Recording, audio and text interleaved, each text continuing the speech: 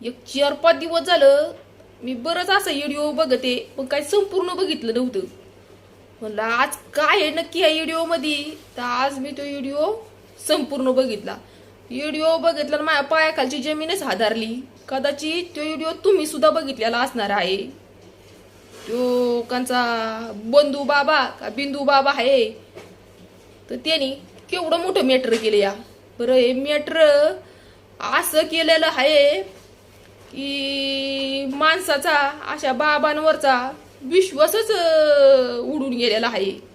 बरं, विश्वास तर कुठली लोक ठेवत येतं. मंत्री चंत्री जे मोठ्या मोठ्या पदावरती आहे ती या बाबांवरती विश्वास ठेवतात. मग आपल्यासारख्या सामान्य माणसाचं तर काय होतं बा. आपण तर सहजपैकी विश्वास ठेवू शकतोय, कारण एवढ्या मोठ्या माणसाला हा माणूस भेटतोय म्हटल्यावरती, एवढ्या मोठ्या माणसाला हा माणूस मार्गदर्शन करतोय म्हणल्यावरती आपल्याला पण उत्सुकता राहते ना अशा माणसाला भेटण्याची. पण अशा माणसापासून सावध राहणं लय गरजेचं आहे. आणि जी बाबा लोक आहेत ना, सगळीच नाही बरं का मी म्हणत, ही काही अशी गेन गेलेली बाबा लोक.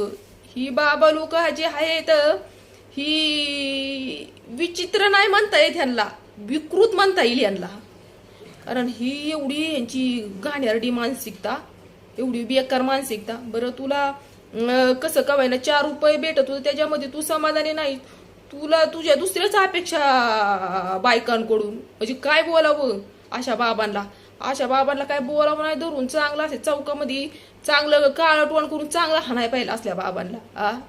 बरं, जे बी त्यापाशी लोक जातात ती किती शहाणी म्हणाव्यात. बरं, लोक मोठ्या मोठ्या पदावरती शिकल्या सवरलेले लोक असल्या बाबाच्या जाळ्यामध्ये फसली होती म्हणल्यावरती काय बोलावं.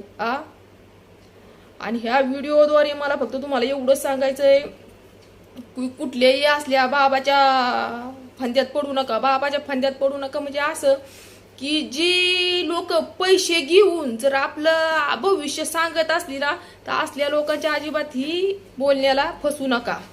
कारण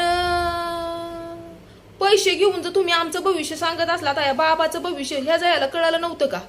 ह्यो जर दुसऱ्यांचं भविष्य सांगत असेल तर ह्या जयाला भविष्य दिसायला पाहिलं होतं की पुढं आपल्या बरोबर काय होणार आहे आणि सावध व्हायला पाहिलं होतं.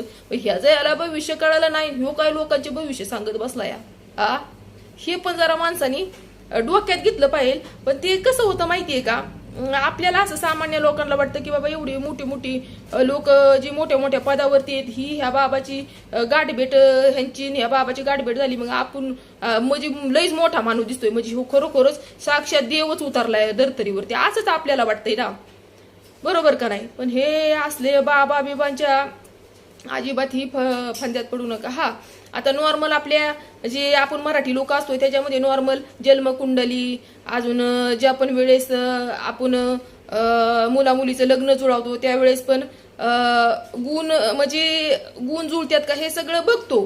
पण ज्या बी माणसांकडे आपण बघतो हे, तर आपण त्यांच्या तिथं स्व इच्छेने आपण पैसे देतो. बरोबर का नाही. आता हे मराठी धर्म आहे आपला, हे आपण पहिल्यापासूनच म्हणजे करतातच लोक, म्हणजे आमच्यात नाही बरं का, पण मराठी जी लोक आहेत त्यांच्यामध्ये ह्या सगळ्या गोष्टी करतात. ते केलं पाहिजे की करतातच. आणि त्याच्याशिवाय पण कुठलं आपण कुठल्याही गोष्टीचं डिसिजन घेत नाही. म्हणजे जे बी लग्नाचं ह्याचं असतंय मुहूर्त हे म्हणजे ह्या अनेक गोष्टी असतात बरं का. सगळे बाबा लोक सारखे नसतात. पण ही काय असे ह्या माणसाला तर येडपाट नाही म्हणता येत, विकृत म्हणता येतो ह्या बाबाला. तर अशा काही गोष्टीवरती तुम्ही बळी पडू नका. आणि आजकालची लोक काही एवढी येडी नाहीत, पण येडीच म्हणता येईल. काही लोक तर शिकलेली हुकलेली म्हणता येतात. ही काही अशी या बाबाला पागळ्यात म्हणल्यावरती काय बोलावं अशा लोकांना. शिकलेली तेवढी हुकलेली म्हणता येईल. आपल्यासारखी आपली सामान्य बरी ना, की बाबा आपण एवढं विश्वास ठेवत नाही. मी तर माझं प्रश्न सांगते, मी तर असं बाबा बिबांवरती अजिबात विश्वास ठेवत नाही. जे पैसे आपण पैसे देऊन जर आपलं भविष्य सांगत असलं तर मग त्यांचं त्यांना कळणार भविष्य. बरोबर का नाही. तर तसल्या बाबा बिबांवरती अजिबात विश्वास ठेवू नका. आणि ह्या बाबाच्या म्हणजे सांगावं तेवढं नवलं तुम्ही तर व्हिडिओ बघितलाच असणार आहे, कारण मी सांगायची काही गरज नाही. कारण ह्या बाबाविषयी सांगावं बोलावं एक एक ह्याचं कारणामं पुढे यायला लागल्यात, म्हणजे एक एक विकृतपणा याचा पुढे यायला लागला या. बरं, जी बी बाया माणसं त्याच्यापाशी गेल्या तर मग असंच वाटतं ना. कुठल्याही बाईला बघा, कुठल्याही प्रॉब्लेम मध्ये असलं, आपल्या घरामध्ये वातावरण खराब चालत असलं किंवा पहिलं चांगलं असलं, नंतर काहीतरी प्रॉब्लेम येत असलं तर आपण काय नाही काय मार्ग शोधतो. बायकांची काय चुकी नाही हो. आणि बायकांचं कसं असतंय माहितीये का, कुणी जर काही सांगितलं ना की बाबा तिकडं जा, तिथंच गेल्यावर तुम्हाला फरक पडेल, असं केल्यावरती म्हणून बायका अशा गोष्टीला बाळत्यात. आणि तिथं गेल्यावरती असं होतं की ते गुंगी फिंगीचं पण अंश टाकल्यावरती आपल्याला काय कळणार आहे, आपल्यावरती काय नक्की अन्याय अत्याचार झालाय का नाही, आपल्याला तर काय एवढं कळणार आहे का. कुठल्याही बाईचा कुठलाही दोष नाही बरं का त्याच्यामध्ये. बाईला दोष देण्यात काही फायदा नाही, कारण हा बाबाच विकृत म्हणावा. हा बाबाच बरोबर बायकांना ते काय गुंगीचं औषध पिवच्या टाकून अशा काही गोष्टी गाण्यारड्या कृत्य करत असणारी.